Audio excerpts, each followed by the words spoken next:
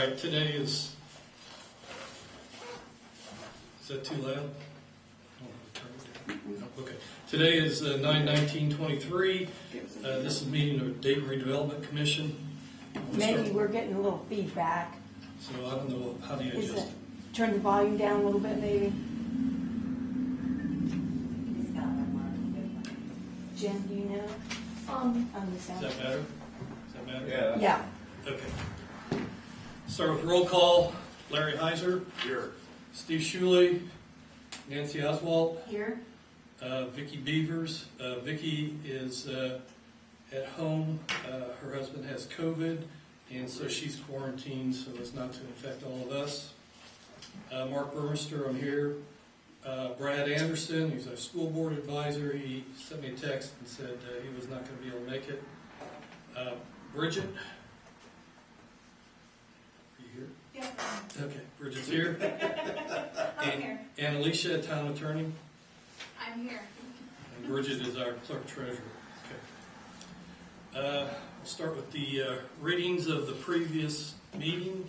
Vicki would normally do this, but I guess I'll go ahead and do it. Members present, this was from February 21st, 2023.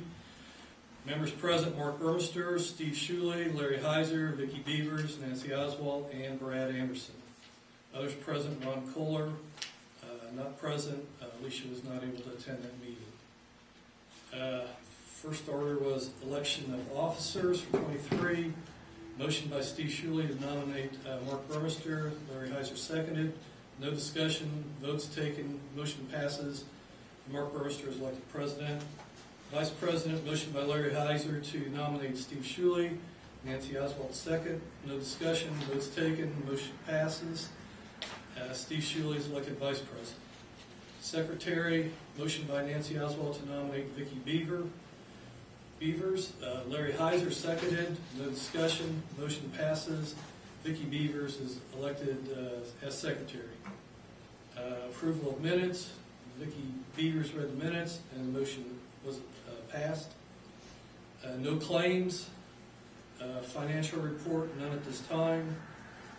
Let's see. There is a balance of $24,000. Oh, excuse me. Let's start over. Financial report, Ron Kohler, none at this time. Mark Burmester requested balance per Ron. There's a balance of approximately $24,000. No money's been spent. Larry Heiser asked how much will be coming in 2023. Per Mark, another $24,000 approximately coming in 23. Amount on hand at 23 will be $48,000 approximately. Mark also mentioned the town is interested in recouping their costs to put the board together, and sometime in the near future the board will be submitting a request for reimbursement along with the receipts and details as how they would like to go about doing that. Mark will bring it to the Redevelopment Commission and decide how to proceed. Vicki Beavers asked if this will be a lump sum or partial. Per Mark, you will have to ask the council at a regular board meeting. Old business, there was none. New business, none. Citizens' comments, none. Board agenda, per Larry. Status of Yost Road. Per Mark, this was put on hold 18 to 24 months ago. No further business, and meeting was adjourned. And I'd like to make a motion to accept the meeting minutes as read. So moved. Okay, I have a motion by myself and seconded by Larry. Call vote. Larry, how do you vote? Me. Nancy? Yes. And I vote yes. So, all right, there's the minutes. Second is, or third is reading and signing of claims. We have none. Have no reports. I'd like to ask Bridget to give us a little financial overview of where we're at right now. So as of June 23rd of this year, you have a balance of $72,167.09. And let's see. So some of that money came in June. It was about $48,000. Yes, $48,116.09. Okay, and we should be expecting approximately that amount again in December. Correct. Okay, that'll put us at about 120,000 at the end of the year. All right, thank you, Bridget. Our town attorney, do you have anything to report? I do not. Okay. Any old business? Okay.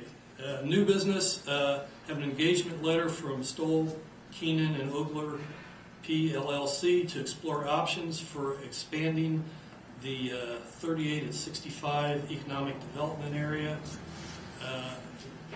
We'd like to get into talks with them and see if we can or want to expand our area, our current area. And so I've had Alicia look over the engagement letter. Do you have any comments? My only comments were just that when they have conflicts, they're asking you to waive those conflicts in the future. That wouldn't be a conflict that would directly affect this project, but like if the RDC was in conflict with a private citizen and they represented that private citizen in another matter, they're asking you to waive that conflict. That's not something that's uncommon, but it's just something you need to be aware of. And I think that's pretty much the only thing that was super concerning that I just wanted you to know about. Okay. Open it up. Have any discussion? Do you guys have any questions? Larry? Nancy? So what if we, I guess my only question is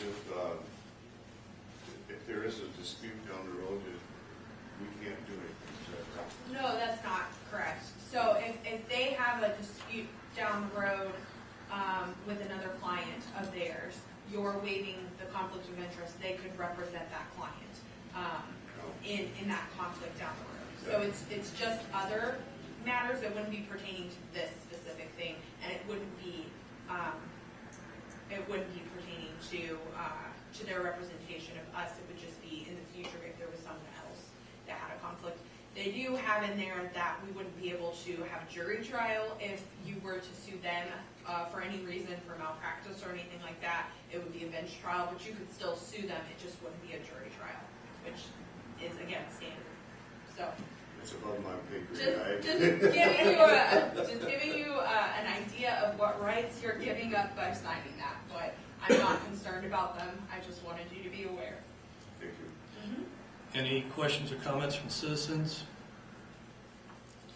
All right, hearing none, I entertain a motion for us to accept the engagement letter from Stoll SK and O PLLC to explore options for expanding our economic development area. Do I get a second? I'll second that. Okay, have a motion by myself, seconded by Larry. Call for a vote. Larry? how do you Aye. vote? Nancy? Yes. And I vote yes. Motion carries.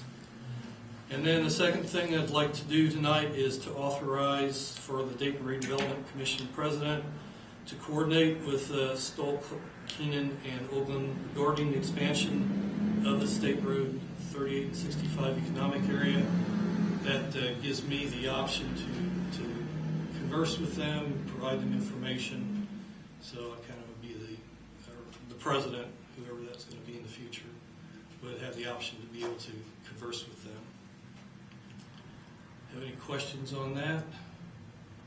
Questions from the town people? I think it makes a lot of sense. Okay.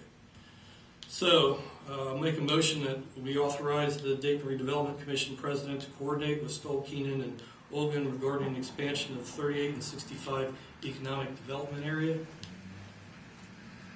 I'll second that. Second by Larry. Have a motion made by myself and seconded by Larry. We'll call for a vote. Larry, how do you vote? Aye. Nancy? Yes. And I vote yes. Motion carries. Okay. Citizens' comments pertaining to Redevelopment Commission business? Comments from the board members? Hearing none, this meeting is adjourned.